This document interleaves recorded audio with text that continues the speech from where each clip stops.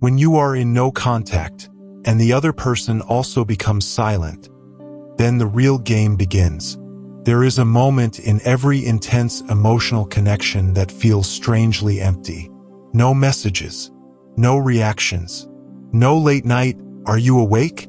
No sudden explanations, no closure, just silence. You stop reaching out. They stop reaching out. And that's when most people think it's over. But in reality, that is when the real psychological and emotional game begins. Not a game of manipulation, not a game of ego, but a game of self-revelation, emotional power, attachment, fear, and truth. This phase is uncomfortable because it removes noise and leaves only reality. Let's talk about what's actually happening beneath the surface when both of you go silent.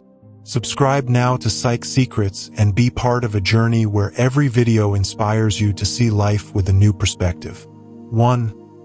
Silence is not empty, it is loaded. When two people stop contacting each other, silence feels like nothing. But silence is never nothing. Silence is full of unspoken thoughts, unresolved emotions, ego battles, attachment wounds, memories replaying on loop. When communication ends, the mind begins to speak louder. And here's the first truth most people don't understand.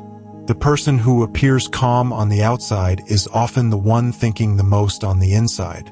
Silence doesn't mean indifference. Silence often means containment. 2. No contact is a mirror, and most people hate mirrors. When you remove yourself, you remove reassurance. You remove validation. You remove predictability. Now the other person is forced to face how much you mattered, how they treated you, what they assumed you'd tolerate, what they took for granted. And when they also become silent, it's usually not because they don't care.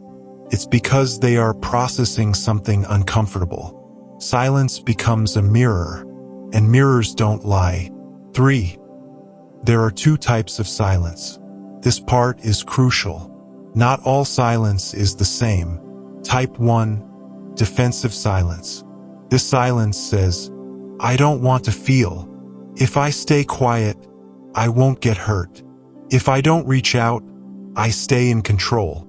This person is afraid of rejection, vulnerability, losing power, so they choose silence as armor. Type 2, reflective silence. This silence says, "I need to think. I need space to understand my emotions. I need to see what this absence reveals." This person is actually growing. You won't know which silence they're in, and that uncertainty is what makes no contact so powerful and so painful. 4. Why silence triggers the deepest emotional reactions. Human beings are wired for connection. When connection suddenly disappears, the nervous system panics. The brain searches for meaning. The heart fills in gaps with fear. That's why silence hurts more than arguments. Arguments still mean tension, engagement, emotional investment. Silence feels like emotional abandonment, even when it's not. That's why memories intensify, regret surfaces, curiosity grows, ego cracks, and this happens on both sides even if neither admits it. 5. The battle between ego and attachment. When both people are silent, two forces fight inside them. Ego says, "Don't text first. If they cared, they'd reach out. Stay strong. Don't look weak." Attachment says, "I miss them. What if they forget me? What if it's really over? I just want to know how they feel." The person who stays silent the longest is not always the strongest. Often they are simply more afraid. 6. Why some people never break no contact. Some people disappear completely. No checking in. No "hope you're okay." No breadcrumb messages. Why? Because for them, reaching out feels like losing dignity. Vulnerability feels dangerous. Silence feels safer than honesty. These people don't stop caring. They stop expressing. And expression is often what they struggle with most. 7. The illusion of control during silence. Silence creates a dangerous illusion. Whoever breaks first loses. But emotional connections don't work like competitions.